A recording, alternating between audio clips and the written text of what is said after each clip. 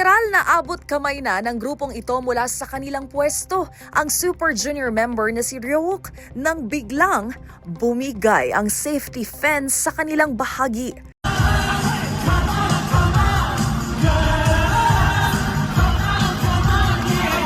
Nangyari yan sa final night ng 3-day concert ng legendary K-pop group sa KSPO Dome sa Seoul, South Korea.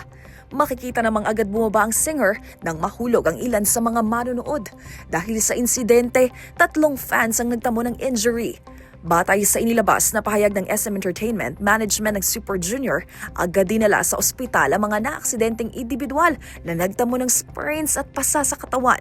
Kasunod niyan, humingi rin sila ng tawad sa mga ito, gayon din sa pamilya ng mga biktima.